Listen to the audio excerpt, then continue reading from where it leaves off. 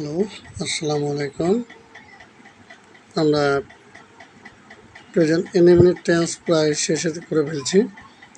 এখন আমাদের আজকে হচ্ছে প্রেজেন্ট কন্টিনিউয়াস টেন্স, যার বাংলা অর্থ হচ্ছে চলমান বর্তমান কাল। আর এই টেন্সের ক্লাসটা এইভাবে সাজানো হয়েছে যে যারা ক্লাস 1, 2, 3-তে পড়ে তারাও যেন বুঝতে পারে, অর্থাৎ যারা টেন্স সম্পর্কে জিরো জ্ঞান আছে যাদের, তারাও যেন আমার এই ক্লাসটা বুঝতে পারে। আমি সেভাবে সাজাইতেছি ক্লাসটাকে। তো তোমরা খেয়াল করো, আমি লিখেছি প্রেজেন্ট কন্টিনিউয়াস টেন্স। এক্সাম্পলগুলো খেয়াল করো। তারা ক্রিকেট খেলিতেছে, আমি আলাদা করে লিখছি তেছে। এবার দেখো, পাখিটি নীল আকাশে উড়িতেছে, খেয়াল করো তেছে। এবার মিনা কাপড় ধৌত করিতেছে, খেয়াল করো তেছে। ছেলেরা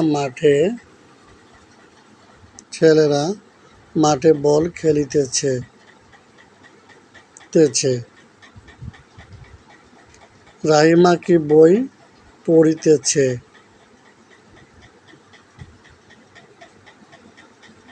আমি একটি চিঠি লিখিতেছি।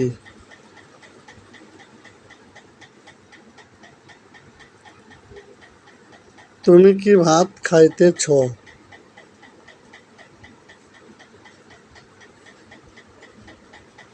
মামা কি গান করিতেছেন,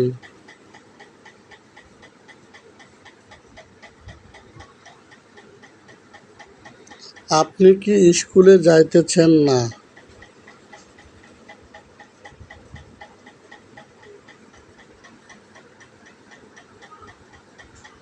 বাবা কি ছবি আঁকিতেছে না। এগুলো হচ্ছে এই যে খেলিতেছে, উড়িতেছে, করিতেছে, আবার খেলিতেছে, পড়িতেছে, লিখিতেছে, খাইতেছে, করিতেছেন, খাইতেছেন, আঁকিতেছে। এগুলো হচ্ছে বাংলা ক্রিয়া। এগুলোকে বলা হয় বাংলা ক্রিয়াপদ। বাংলা ক্রিয়াপদ যেমন খেলা, তার সাথে যোগ হয়েছে তেছে। ওরা, তার সাথে যোগ হয়েছে তেছে। করা, তার সাথে যোগ হয়েছে তেছে। করা কিন্তু বাংলা ক্রিয়াপদ। তার মানে আমরা কি বুঝলাম? বাংলা ক্রিয়াপদের শেষে যদি তেছে, তেছি, তেছেন। আবার বলি, বাংলা ক্রিয়াপদের শেষে যদি তেছে, তেছি বা তেছেন, তাহলে আমরা কি লিখতে পারি? শ্রেণীবার উপায় লিখতে পারি হচ্ছে বাংলা ক্রিয়াপদের শেষে তেছি, তেছে, তেছেন থাকবে। বাংলা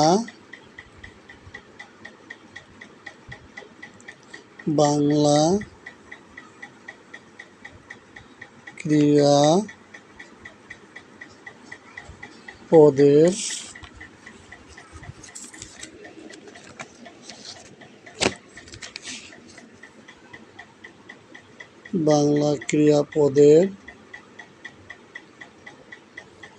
শেষে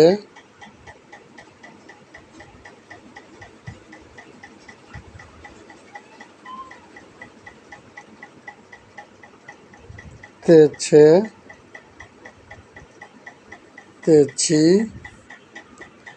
বা তেছেন, এই লেজগুলো থাকতে পারে। লেজ, তাহলে বুঝবো এটা আমার প্রেজেন্ট কন্টিনিউয়াস টেন্স।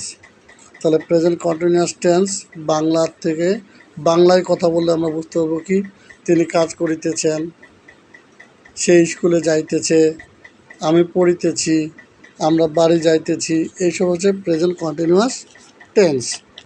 এবার আমরা আসি এই টেন্সটাকে ইংরেজিতে কীভাবে চিনব। খেয়াল করো,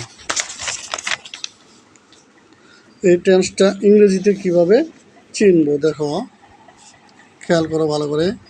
যেমন প্রথমে লেখা হয়েছে it is raining cats and dogs. এই যে এখানে খেয়াল করা এই জিনিসটা, এখানে ইজ আছে, মেইন ভাব হচ্ছে রেইন, এই যে V1 হচ্ছে রেইন, তার সাথে যোগ হয়েছে আইএনজি, রেইনিং হয়েছে। তাহলে আরও দেখো, ইট ইজ রেইনিং লিখছি, এবার দেখো ইট ইজ রেইনিং ইন টরেন্টস, এটা মানে কিন্তু মুষলধারে, টরেন্টস মানেও আমার এটা বিষয় না, আমার বিষয় হচ্ছে ইট আছে, ইটের পরে কী আছে, ইজ আছে, আর রেইন আছে, রেইনের সাথে কী যোগ আছে, আইএনজি যোগ আছে। এটা হচ্ছে ভার্বের 1 নম্বর ফর্ম। এবার দেখো, such incident are happening everyday. এই যে হ্যাপেনিং, এই যে আর আছে, এই যে হ্যাপেন আছে, তার সাথে আইএনজি যোগ আছে। আচ্ছা, আমি বাংলা ওরা বলে দিই একটু, তাহলে ভালো হবে। It is raining cats and dog, মুষলধারে বৃষ্টি পড়িতেছে। আবার it is raining in torrents, মুষলধারে বৃষ্টি পড়িতেছে, দুটো বললেও হবে।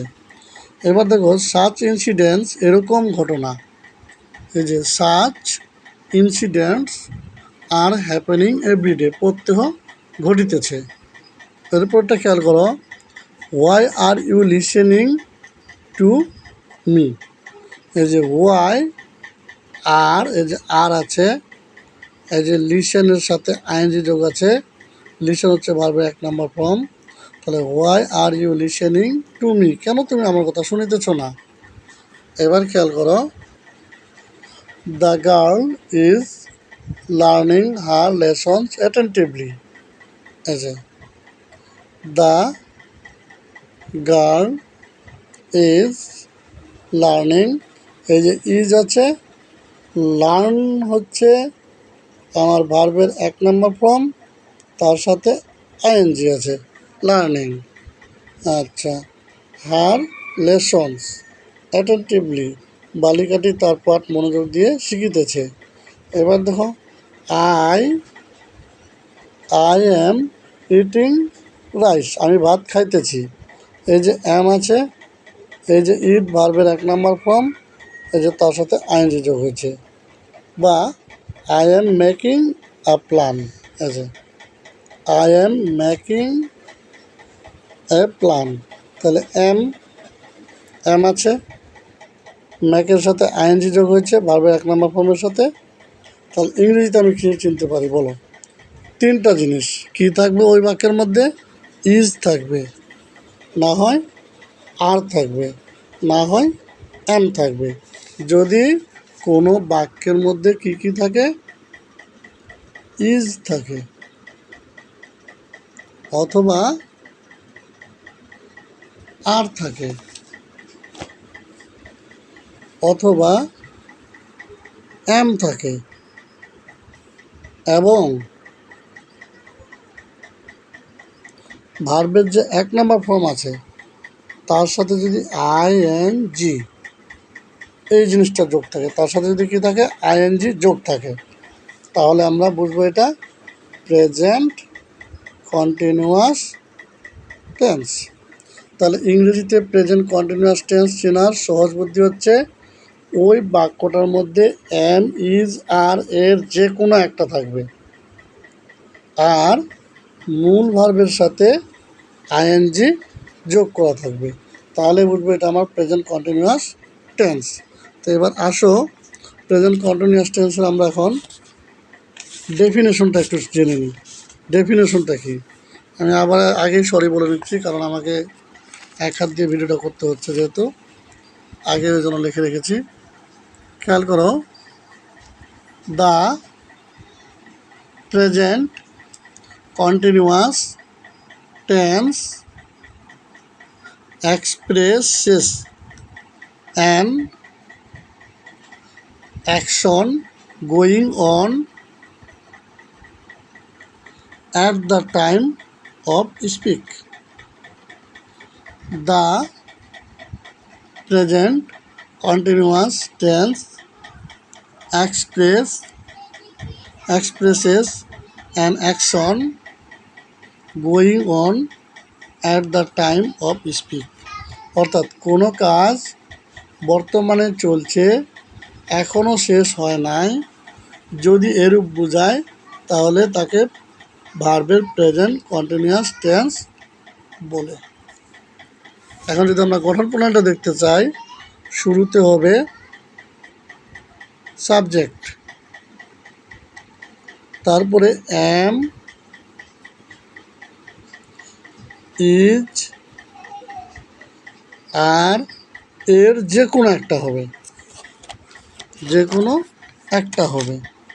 এরপরে যে জিনিসটা হবে ভার্বের 1 নম্বর ফর্মটা হবে, তারপরে তার সাথে কি যোগ হবে, আই এন জি যোগ হবে। তারপরে যদি বাকি অংশ থাকে তাহলে সেই বাকি অংশ বা এক্সটেনশন ইংরেজিতে বলে সেটা হবে। এবার তোমরা খেয়াল করো, আমি একটা বাংলা লিখি, যেমন সহজটাই লিখি, আমি ভাত খাইতেছি। তাহলে এখানে খেয়াল করো, এটা হচ্ছে আমার সাবজেক্ট, এটা সাবজেক্টকে আই, আর খাইতেছি খাওয়া হচ্ছে ইট,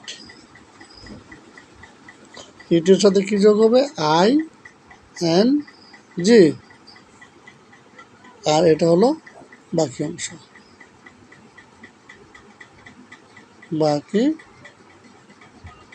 অংশ। তাহলে আমার ইংরেজিটা কী হবে দেখো, আই এম ইটিং রাইস। আবার খেয়াল করো, আই